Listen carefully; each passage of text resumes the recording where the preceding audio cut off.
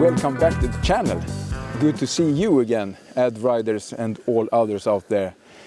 Today we have a special guest here, and that is Jonas from Alsys ADV. And he's making coffee here for us. What a luxury. Not a small coffee this time. Extra large. The typical one. So we have some micro roasted beans and coffee making going on here. Pure luxury in the woods. And today's episode we will have a interview with Jonas. Let us pour up the coffee first. All right, I bet that you are curious out there who Jonas is from Alsys ADV. This is a fellow ad rider out there that I found on YouTube. He has an own YouTube channel, Alsys ADV. I will put a link below on that one because this is interesting. I have followed you for a while, and something catched me immediately, and that is your speciality at the channel. You're very into to be prepared for adventures. We see it in different things, your gear, and especially also your knowledge in trauma situations. Yes, trauma care. Yeah, trauma care. Yeah, and that's a correct word. And you make a lot of videos in Swedish. Yeah, mainly Swedish. Yeah, is there texted? No, unfortunately not. I haven't gotten around to learn how to make the subtitles on the videos yet. So you have a business as well? Yes, I have an online store. I started this spring, and I'm selling mostly trauma gear, equipment, and survival items such as water bottles and water filters and things like that. I have seen that as well, a lot of selected gear for the ADV or adventure community. Yes, absolutely. I'm hoping to be able to expand the items that I can provide in the future, but as for now it's mainly those things that I have at the moment. So yeah, I think it's very cool with these specialities out there. And another cool thing is that Jonas lives rather close to me, but we have never met before in real life, so to speak. Only written to each other at social medias a lot. Yeah. Of curiosity, and it's very cool to support other fellows out there. And it's also interesting. I think we have like 30 minutes or something each to meet up in the center, exactly. And that happens to be on a favorite spot of mine to just chill, and a lot of others of you, my friends, that are riding in the area. We have that liar's bench over there. Maybe I've seen it in the channel before, and a very nice spot to take a coffee on. So we just decided to go here because we have talked to have a coffee in the woods for a while. Yes, and now it's happened. Yeah, finally. Yeah. So you see, that's a little bit background how we have met on the net and why we ended up here. So I also thought it was good to have an interview with Jonas. Could you also tell me a little bit of the history? Because I've seen you developing this for a while, and you also developed own kits for now. Yes. Yeah. Yeah. So my background is from the police force. I spent 12 years in the police in Gothenburg and areas around Gothenburg. And part of that time I were a motorcycle police officer as well. So you have some riding skills then? I don't know if they're still here, but I try to maintain them as good as possible. Yeah, I have seen some motorcycle police training, and it seems to be very, very good training to handle the motorcycles. Yeah, the basic training course was quite intense. So yeah. But anyways, that's during my time as a motorcycle police officer, I started to develop this idea that I now have proceeded with, and I saw on fellow riders, both in the police and outside the police. I was also into motorcycle riding and adventure riding back then as well, and I noticed that there wasn't many riders lack the preparedness in particular trauma care and medical skills that we practice a lot during the motorcycle police training course. And so I started to think about and develop ideas on how you can bring your essential trauma care equipment with you without it being a burden. And also while keeping it close at hand, because if you, especially if you're on the road riding and you're in a crash, you may be separated a long way from the motorcycle. And if you have your first aid or trauma kit on the bike, as many of us do, of us do, fastened on the bike, exactly. And then you might not be able to move yourself to the bike and get those things that may save your life. Especially for solo riders, as many of us are as well. Exactly. And that's my main. I usually ride solo as well. So it was really just a way of scratching my own itch, in the sense that I wanted this kit for myself, and I was thinking that if I want it, maybe someone else can find it useful as well. So this is cool. I will just show. I usually have my first aid kit strapped on the bike, but I also have this classic one from the Swedish Army first aid kit. Not so. It could handle some stuff, of course, but it's not very modern. All situations you could end up in, but it's better than nothing. Absolutely. But I'm very impressed by the kit that you have developed, and have kept my eye on that one. So I would like you to show it. Yes, of course. So I keep it on my leg here. It's basically two parts. It's the leg platform with a universal MOLLE type system that's common in the military applications and backpacks and things like that. And it's the external pouch. Oh, sorry, it's three parts. It's the MOLLE plate on the leg, the external pouch, and the internal holder for the medical items. And I'm still currently developing this to make it more of a smooth way of accessing it, but I can simply open the pouch, find the red cord inside, and pull out the kit like so.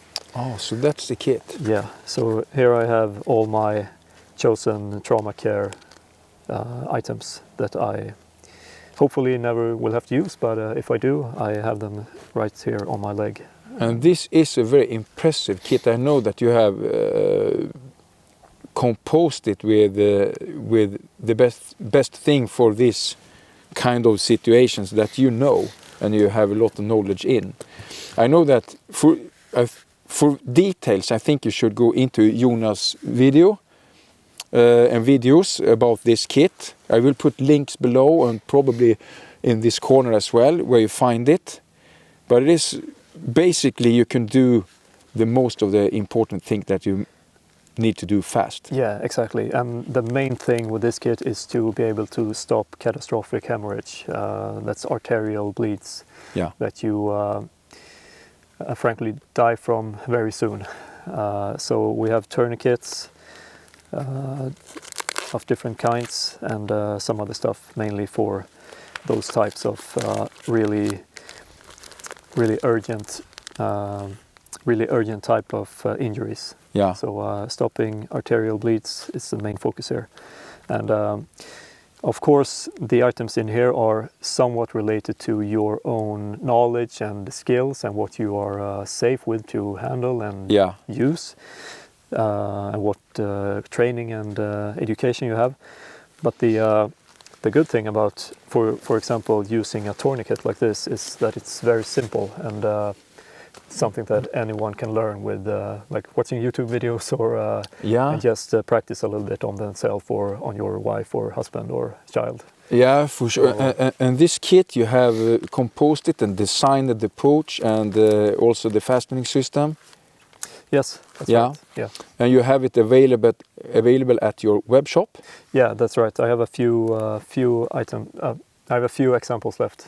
Yeah, okay. Kit, is it an international shop or just Swedish? Just Swedish at the moment, but Do you ship outside Sweden? Or? Yeah, I can ship within EU. That's not a problem. But for countries outside of the European Union, just send me an email and I might be able to work something out. Yeah, I will put links below. This is very interesting. And for sure, it's not just to buy a kit like this. You need to educate on some of this stuff to be really good with it, and you need to practice some.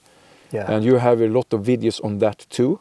Yes, absolutely. And if you add in on the types of circumstance when a crash usually hits, you will probably be very stressed and have tunnel vision and not be sure of what you need to do. And perhaps it will start to rain and there will be a lot of blood, perhaps mud, and a lot of external factors to make everything much harder. So therefore it's very important to be sure of what you're doing when you're using this stuff. But practice a lot. Yeah, practice a lot. I usually say that get at least one, even better, get two. Yeah. So it's not always sure that one will be enough for the type of injury that you may sustain yourself or your riding body. That's a good point. Yeah, and if you get two tourniquets, get three, because then you can practice with the third one. Yeah. Because you don't want to use the same as you carry on your riding as you practice with, because they will wear out and become less effective and perhaps even break. So you can buy a cheap copy from AliExpress or Wish or something like that to practice with. And so how much does it weigh? I haven't weighted that particular kit yet, but it feels like it could be like 400 grams. Yeah, something like that, maybe half a kilo. And it's a very nice package as well. Could you stand up and see, so we could see the bag? Yeah. And you can adjust as well. Yeah, you can adjust these elastic strings on the outside to fit how much or how little you may fit inside here, so it will stay snug on your leg, on your body. And then you have a lot of molly fasteners, or what to say. Yeah, you have several. So you have leftovers for other type of gears. Yeah, if you want to bring something. I also see other use of this. We have talked about ad riding and adventures in general, but of course this has a wider use. If you're into hunting or any type of adventures that especially are risky, I could see a kit like this in the team or for your personal use could be very interesting. Tour guides and also sweepers. Yeah, for sure. And I realize that I may be a bit of a nerd when it comes to this, but myself, I carry pretty much one of these kits everywhere I go. I have one in my backpack, one in the car, one in the van, one at home. All right, so that is one of the items, and you have much more, of course, on the website. So I think this is really, really interesting. I think it's cool. Yeah. I think a lot of these things is why I catched up at the channel and think it was interesting. And then I found out that you were local as well, and that is also fun. Yes. So do you do some ad rides in the local area as well with friends, or most solo riding? Mostly solo riding. Yeah. Since my family situation, we have a 3.5-year-old little girl at home. And my wife works a lot in the gym that she's running. So I usually get 1 or 2 hours off on occasions, and I can go and ride in my backyard pretty much. Speaking about ad riding, what kind of bike do you ride?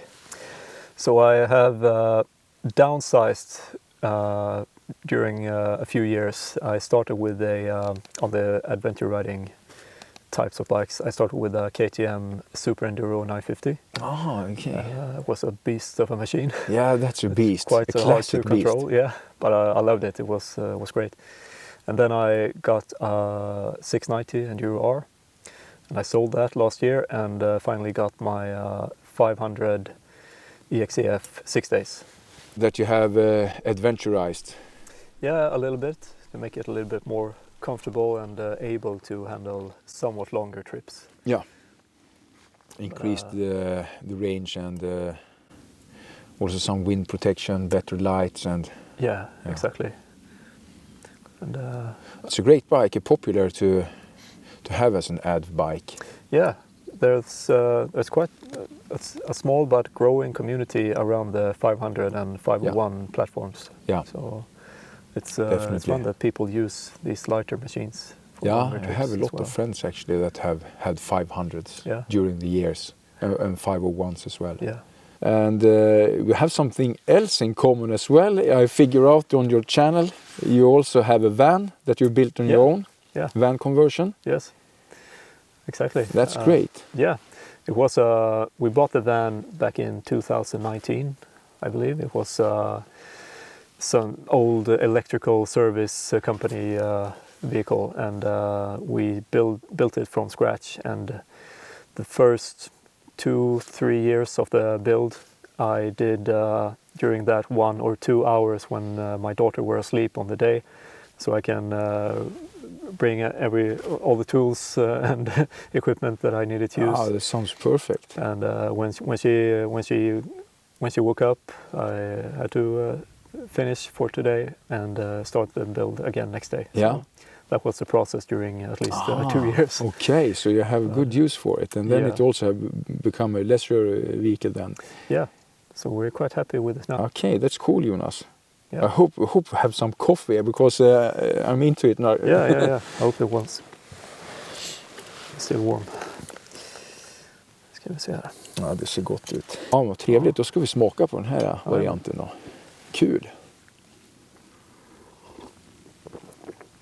Ja, men det var helt okej. perfekt. Ja, men lämmelkaffe gör bra kaffe. A large cup of coffee in the woods. Beautiful environment. Det var gott. Ja, det var gott. Thanks for the coffee, Jonas. No problem. Very good. Yes.